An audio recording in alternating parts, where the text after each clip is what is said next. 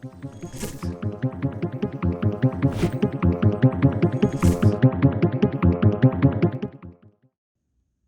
afternoon, knife nerds. Today we are taking a look at the Hinderer XM-18 3.5 with the Spanto blade, and this, I am told, is the skinny, whatever that means.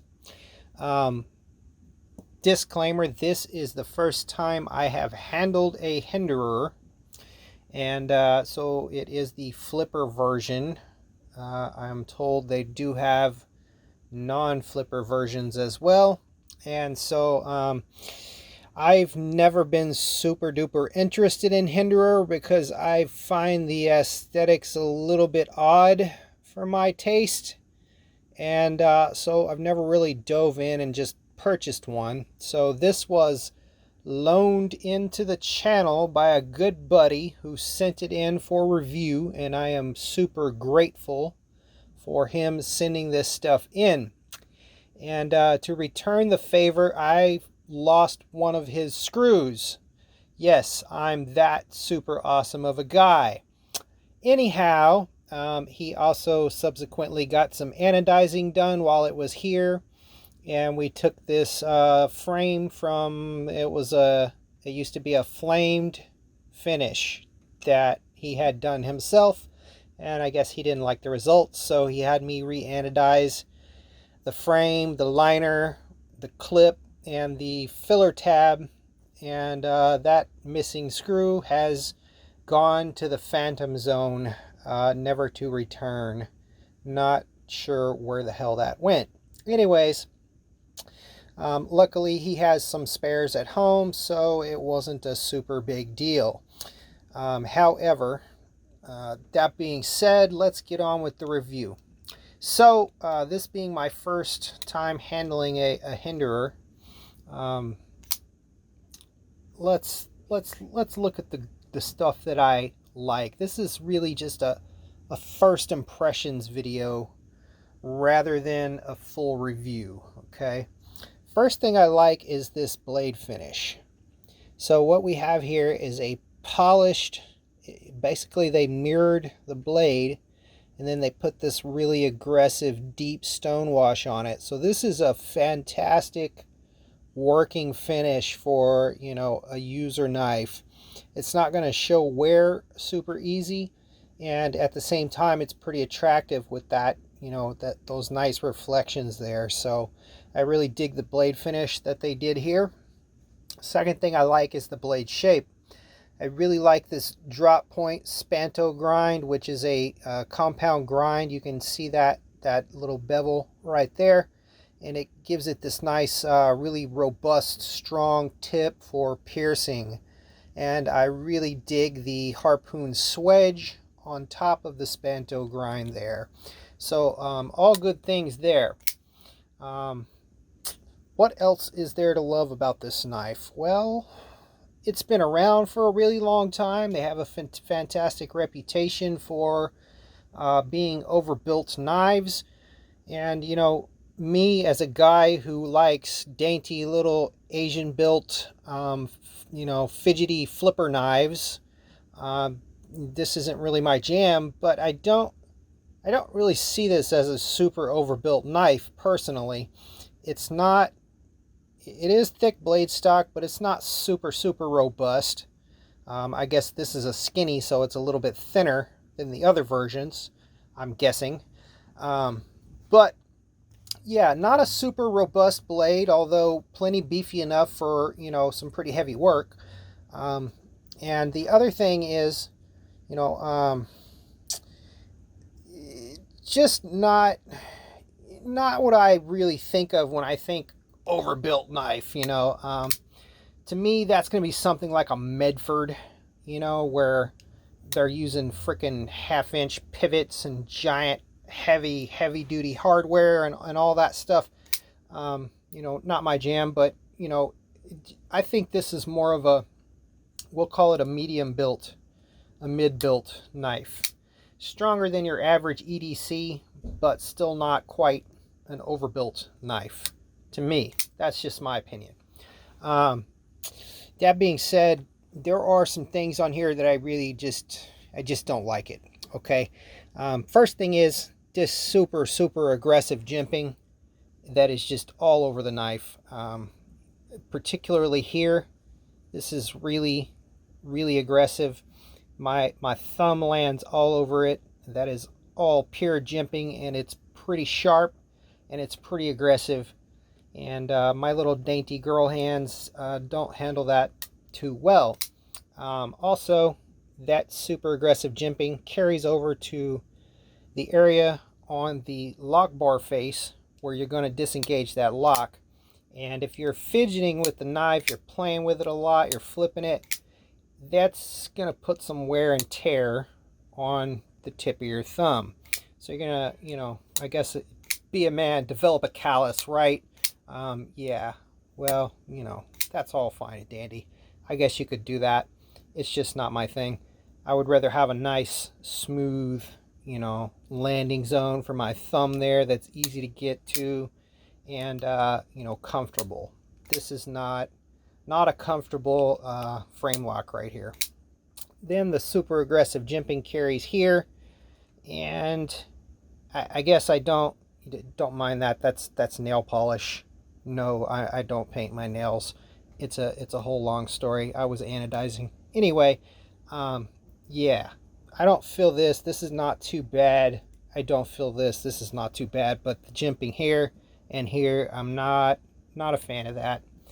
Also, the flipper tab.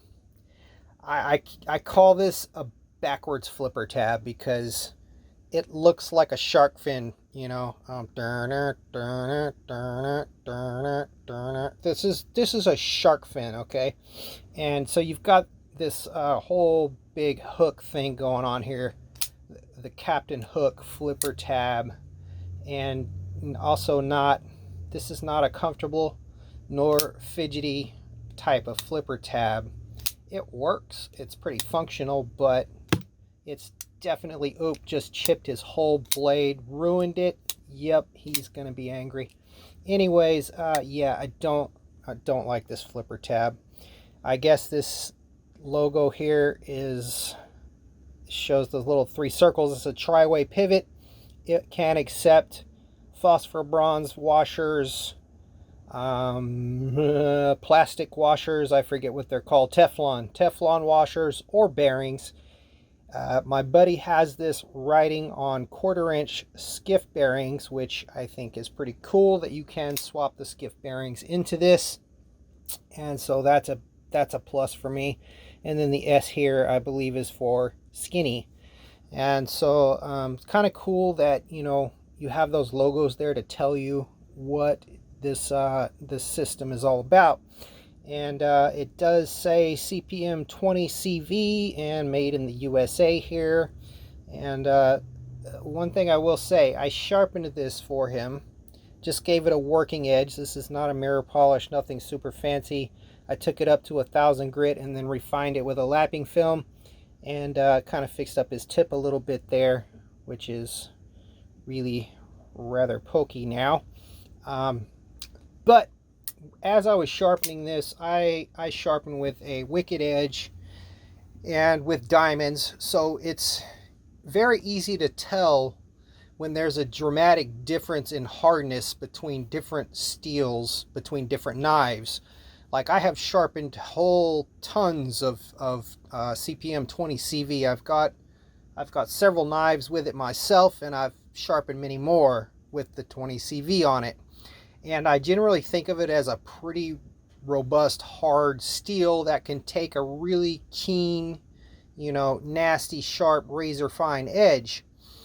And when I was sharpening this, I noticed immediately that this steel felt softer than what I'm used to seeing from 20 CV. And, you know, my thoughts in my head were that they probably intentionally run the 20 CV a little soft at Hinderer knives because they are designed to be hard use knives. And so a little bit softer edge is going to be more durable, less chippy, and probably, you know, hold an edge a little better. It did sharpen really, really fast compared to most 20 CV blades that I do. Like, it literally took me about 15 minutes to take this from 400 grit all the way up to 1,000 and then refine it.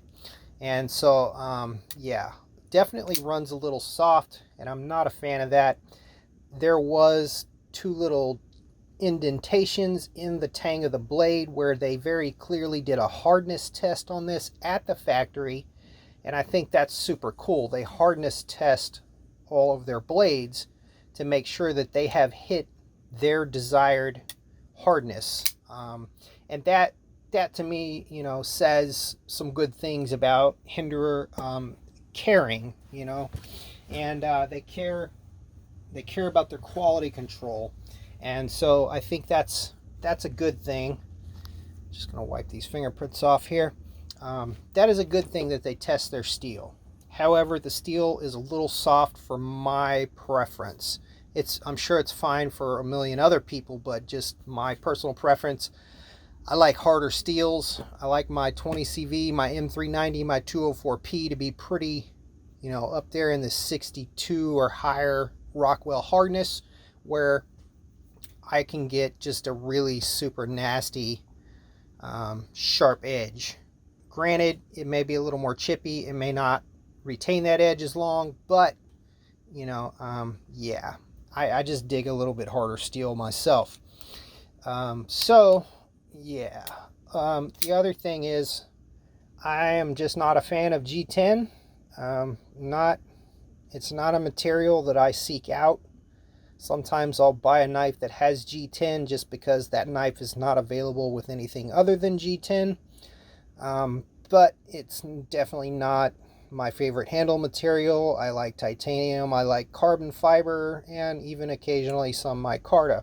G10 being definitely at the bottom of that list. So these are replaceable. You can do micarta, you can do other things. There's lots of aftermarket scales out there for them. And so that's probably not a big deal for most people. However, yeah, not a fan of the G10. Now, going into the Nick Shabazz good, bad, ugly thing, let's get to the really ugly stuff here, which to me is the entire hardware of this knife. Now, I worked on this knife. I anodized it, you know, did some nice polish work, stone washing, anodizing, and all that stuff, and I worked on it for a couple days, and it was quite a task. And that being said, this hardware on this knife is positively ridiculous. Okay, so let me show you why. Here's tool number 1, here's tool number 2, here's tool number 3. Wait, did I use that? I don't think I used that one. Here's tool number 3, here's tool number 4, and oh, tool number 5, a flathead for the pivot. Okay, so this is your entire toolkit that you need to fully disassemble this knife. This is ridiculous, y'all. I mean, you know, 1 or 2 tools tops. Your knife should only take 1 or 2 tools tops. Maybe you got a T10 pivot and T8 body screws. That's fine. But when you have, these are all hex wrench, by the way, which I'm not a fan of that either. Hex wrench. I don't even have Weeha hex bits because nothing I work on has hex screws on it. So I had to use these janky little crap Allen wrenches to work on this.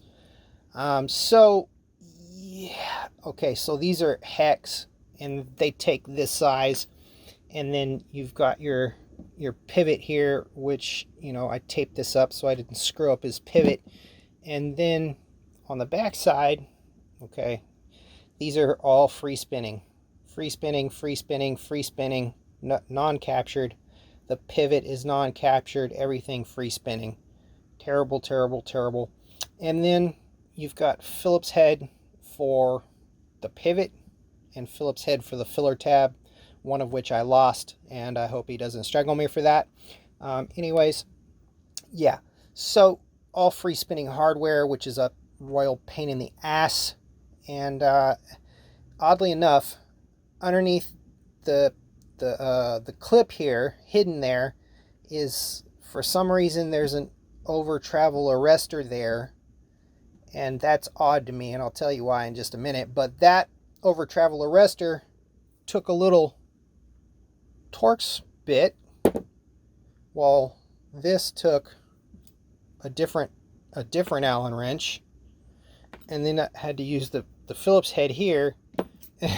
And it's just, why would you have all of those different tools to disassemble one knife? It makes no sense at all, none whatsoever. And then the other thing, okay, so what I was talking about with this over travel arrestor here, I don't know if this is there because it's a traditional Hinderer thing, but it doesn't need to be there at all. Like that's a piece of hardware that doesn't need to be there at all. Why? Because this knife has a steel lock bar insert right here, and on that steel lock bar insert, you can't really see it from this angle, but it already has a built-in over travel arrestor in the insert. So why does it have two over travel arrestors? It doesn't make any sense. So the only thing I can think is that this is an aesthetic thing that Hinderer doesn't want to do away with because they feel like it's part of their tradition. That's the only logical reason that I could see that being there, since it already has an over travel stop up here in the lock bar insert. So a very odd design choice there for me. And yeah, so on to the action. Okay, so when I first got the knife, it was a little bit, the flipper was weak. The detent was weak, I should say. And during the process of anodizing the frame and stonewashing everything, I did have to readjust that lock bar, so I dialed it in a little bit stouter than it was, and now the action it's pretty good. It's not great, because can I still feel it? It's very close. Maybe if I hold it like this. Yeah, okay, so I can still fail the flip if I really try to. Okay, if I'm not trying to fail it, no problem. It's pretty snappy. Pretty snappy. Yeah. And very drop shutty, very smooth action. So I'll give the action a good 6. I'm going to give it a 6, and that I would give it a 5, but bonus for being so buttery smooth on these skiff bearings here, because it is very smooth. And I don't know if I mentioned the shark fin. So I'm subtracting quite a few points for that backwards captain hook flipper tab there. But the action is good. Is it exceptional? No. It's just okay. It's a little better than half, 6 out of 10. So yeah. After I adjusted it, of course, it was weak, but I don't think he had it tuned to the factory specs anyway. So